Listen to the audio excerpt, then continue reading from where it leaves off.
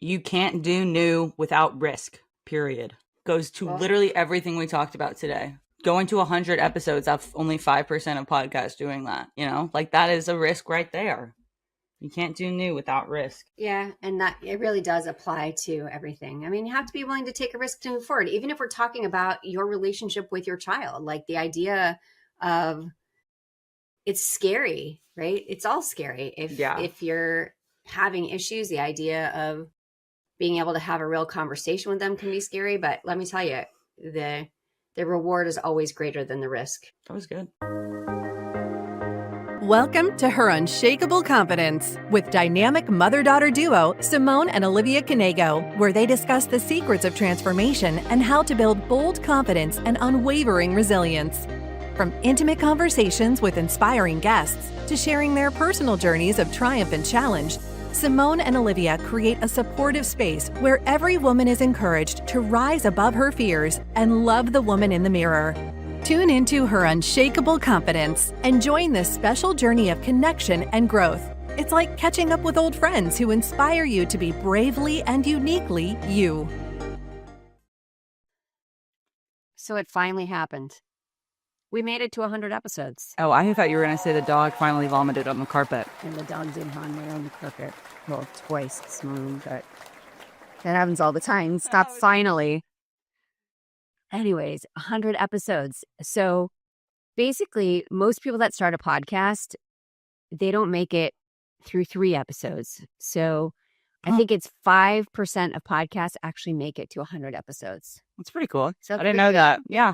It's a big deal. And I think it's been really fun. It has been fun. It's been a good way for us to connect. Yeah, 2 years we've been doing this. And I just think it keeps getting better and better. I mean, I guess obviously because we're learning how to talk better. I mean, sometimes not. Okay, Debbie Downer. I'm not Debbie Downer. It's early in the morning on a Saturday and, Tis what it is. Yeah. But, okay, so what are your favorite parts of the past year? 2 years. Actually, has it only been 2 years? I feel like it's been like 2.5 because I think about it in like where I was living when all of this happened. And I was definitely spring semester of my junior year in my first apartment. Okay, maybe it's... And then because I did that full year there. It's been 2.5. Yeah, and now I do it out of Nashville. Okay, so favorite parts? Connecting with you, I think. Yeah, connecting with me. Is like staying up to date. Connecting with me too. No, I think that, and we've had some really cool guests. So yeah, and I've had cool connections that have lasted like a long time off of the show because of it. Yeah, I think that's been really fun, is to meet people and continue with them afterwards. I feel like I might not be a storyteller in the same way you are, but I'm a story collector. And I love hearing other people's journeys and their stories and just learning from other people. Yeah, and there's been lots of really good stories. Do you have like a top one or a top moment? Because I feel like for you, a lot of times when we have a guest on, you have these aha moments. Okay, awkward silence. I'm trying to think of a top. Well, you asked me 2 different questions. Right. My top story. And it's early on a Saturday, so. Was one from one of the earlier episodes where the guest we had on, her husband survived like a miracle heart attack and getting transported from Louisiana to Texas. Yep. And I thought to me, Harris. Stacey Harris, because of the power community there. That was like very impactful for me. Yeah, if you haven't listened to that episode, listen to the Stacey Harris episode. And she's all about connection. Yeah, and I think that's a really cool brand to like have for yourself, especially having gone through something like that and just really emphasizing the importance of, building the community around you and leaning on people when you need to. Yeah, it was amazing kind of seeing it in action. I mean, obviously I wasn't there at the time, but hearing kind of the community that she built. And, I think we all had this fear of reaching out if we need help because, well, we're human and that feels weird, right? If you need help, it means you're weak or you're afraid someone's going to say no. And I think it should be the opposite. I think when we need help, we absolutely should reach out to our community And that's exactly what she did. And she had the best response. Her husband needed surgery. It was a very risky surgery. He was at a very small hospital, I believe in Louisiana, had to be transferred to Texas. And that at first they wouldn't do it because it was. Yeah, they refused to do it. Or they refused to get, like, no one's ambulance. Their ambulance wouldn't transport him, essentially. And through her connections. And literally just by posting on Facebook and being like, does anybody know someone that can help me with this? Hundreds of people reached out to her. Someone down in Louisiana, the CEO of a hospital's wife in Texas, reached out to her. And I think it was like a good reminder to me that you never know what someone's going through and when to offer support. And that's so important. But B, you never know how someone can help you. And there's no harm in asking. And then most of the times it turns out better than you could ever imagined. Yeah. And never take anything for granted. No, definitely not. Like, she is someone that lives every day like it could be her last. And I think that's really remarkable. Yeah. Yeah. So that was one of my favorites. Mm-hmm. Yeah. What's been yours, you say? Our episode with Jennifer Swan and Kennedy. Oh, well, that's like, I love Kennedy. Kennedy and I regularly stay in touch. So she's so sweet. They're coming to Nashville sometime in the fall, and I can't wait to meet her in person finally. Yeah. So that's another story where, so Kennedy, I forget how many machines she needs to keep her alive, but she's a teenager. She was diagnosed with a very rare disease when she was a baby, and her parents had to make a choice. Like, most children don't survive it. And so, but they chose to do all the things. Chose to live life and not just survive, but thrive. I mean, she goes on Disney vacations all the time just to experience life. She's in show choir, she's in theater, she's in every single activity that she wants to be on campus. And I think that's so remarkable. And I think it's a good life lesson for me because there's so many things that I would hesitate to try because I wouldn't immediately think I'm good enough to do it. But Kennedy throws that whole idea out the window and does it because she wants to do it. And she speaks through an eye gaze. So she understands everything. But the way she communicates is by the only thing she can really move is her eyes. And so the eyes, she uses her machine to spell things out, or she's got word groups so that she can communicate. And it was really... And she's a crazy sense of humor. If you get to know her, she's so, so funny. So it was really fun to have them on and really understand what thriving means and what living life means. Because I think, again, we live in our little bubble and we aren't willing to take risks sometimes. Well, and I think they talked a lot about like the hate they get on social media, which is ridiculous. But I think for a lot of people, you would see a family like theirs on social media and be like, I could never do that. Yes, you can. Yeah, I think you can do whatever you want to do. I mean, anything takes work, right? Obviously. And you have to want it. Yeah. And I mean, I think they're a really remarkable family. Yeah. And I think that, we take a lot of things for granted. I mean, 100%. And I think that's what these last couple of years have taught me is different perspectives and really, I've seen you grow so much as a person. Oh, that's sweet. I think so too. I think that when I went from 19 to 22, essentially. Well, no, that's 4 years. That's 20 to 22? Does that make sense? Oh, 19. Yeah, 19. I can't do math. We are not. I'm in law school, not in med school. That's like a thing. Lawyers can't do math. I think that I would not have had this growth without the number of adult conversations that I've had. And not just like, talking to your parents' friends, like completely open and honest conversations of how they struggled through their 20s and 30s and 40s and whatever the age they are now to get to the point that they are now. 3. Okay. Yeah. I mean, it's not that deep. 53 is the new 35. Thank you for that. Well, that's another thing, actually, on my tangent. I am, like, if you would ask me at 16, I was so scared of aging. I'm so excited to get out of my 20s. Life seems like it gets better when you hit 30. I love my 30s. We're so random right now. Yeah, I love my No, 30s. but I'm meeting people of all different ages and perspectives that like you have this idea on social media that like life gets boring when you have kids or like life gets boring when you settle down. And it's like, okay, yeah, the real life experience of you guys, but seeing other people live that, no, like in a good way. Like you guys aren't boring. No, like you guys are you kidding? You've restarted your career at 40. That's pretty remarkable. Yeah. You guys are the opposite of boring, but seeing other people, you know, older than me not be boring too. No offense to some of the boring people out there. You're probably not boring. It's just in your head. Um, it's been fun. And I feel like actually I've gained a lot and I feel like I have more wisdom to share with my friends. Like after every episode, I text someone and I'm like, this really reminded me of you. Here's what they said about their situation. That's interesting. Yeah. Yeah. That's good. I love it. I honestly do love it. I've had actually the best compliment I had was a girl in my law class. She was like, you know, I was like, oh, like I record a podcast with my mom. She's like, okay, like I'll listen to it. And she said, it has been so nice to listen to your mother-daughter conversations. Like it's just been so refreshing to hear a good connection like that. And I was like, wow, someone my age is saying that to me. Like that's really cool. I love when people in the community come up to me and are like, we listen to it. But honestly, most of all, I just love talking to you because, you know, I moved away when I was 17 years old.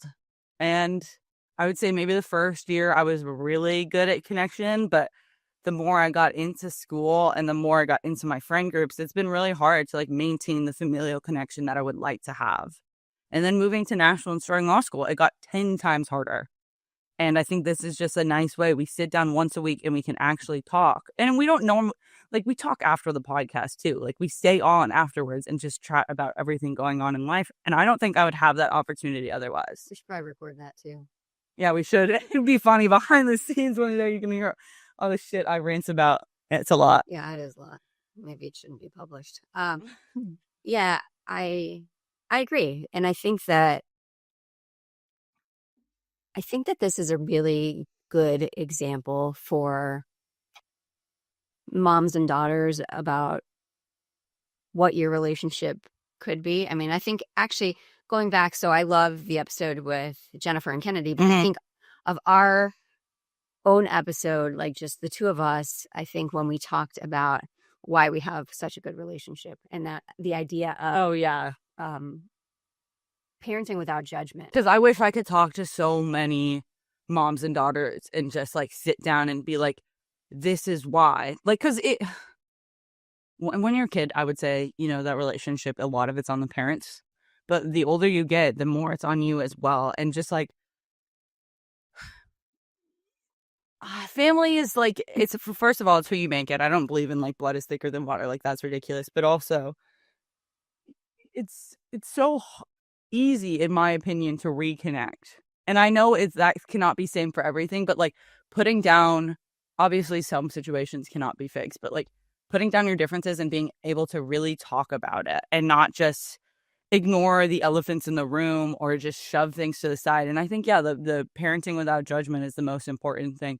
And because you've been doing it not with judgment a lot while you're home. She'll talk to me about something. I was like, you said that to the kid? And she was like, no, I just thought that in my head. I was like, okay, good. Don't say that to the kid. I mean, as a parent, you think things inside your head all the time. It's the problem is when they come out of your... Yeah, because I'm going to tell you, like, I see with my 17-year-old sister, she will hold on to every word you say. Yeah. So if you say something negative, if you say something mean, it's going to live with her. It's not going to be like with my other brother who just kind of rolls off his back. He doesn't listen. But especially with girls, we really are so, I don't want to say sensitive because that makes you sound weak, but like in tune with what other people think about us.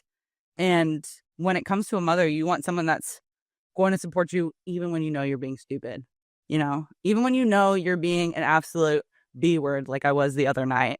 There you were. Yeah, I was. But even like yesterday with your brother, which again, it was on me. So 2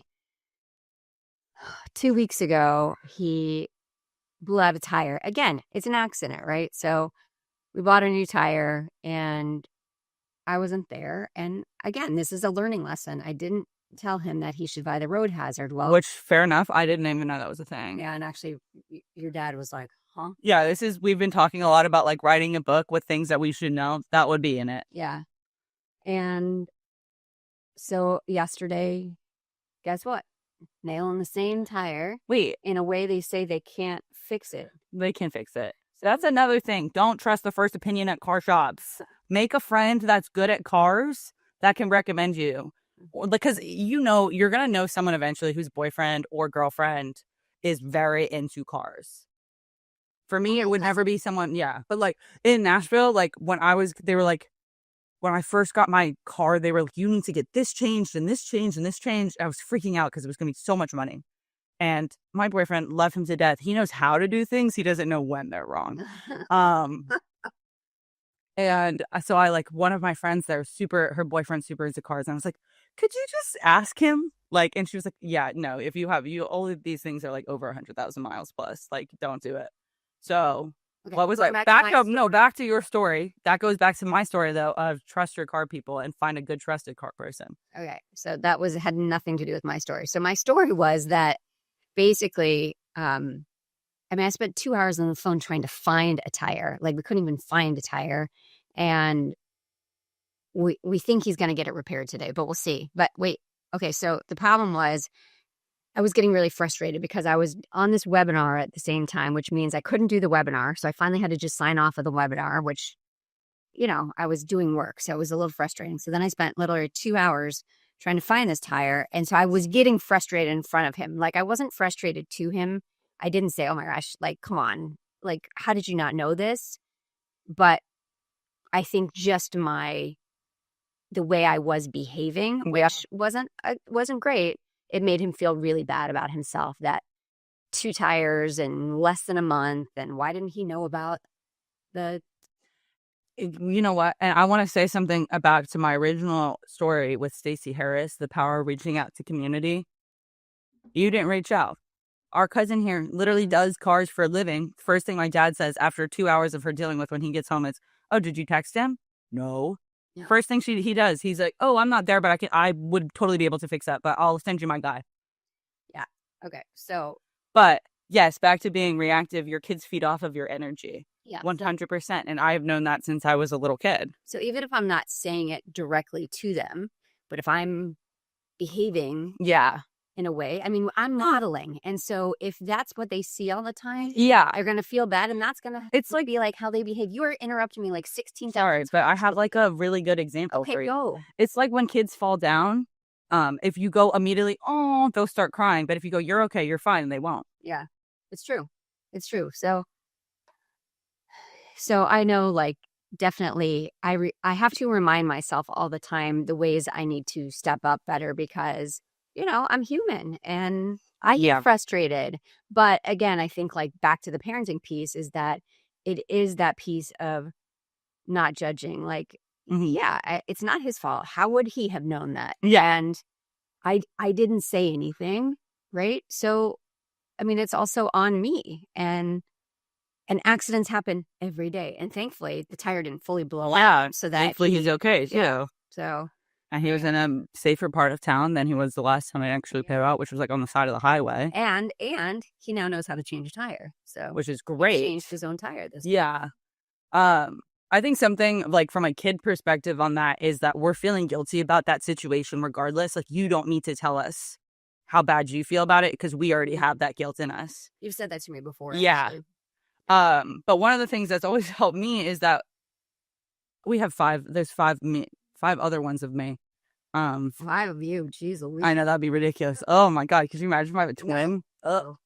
But one of the things my dad especially does is when I'm feeling guilty about these situations, he likes to pull stories from other kids and be like, see, we weren't even mad at Jacob when he did this crazy thing. And so for me with Ari, first of all, I've had a lot of bad car stories, like a lot of bad car stories. This summer alone, my car broke down twice to the point that I needed a new car battery. It was literally it was the hottest battery that the AAA guy said he'd ever seen. My tire popped. Within the law school parking garage, I've hit the pole only once. Pretty proud of myself.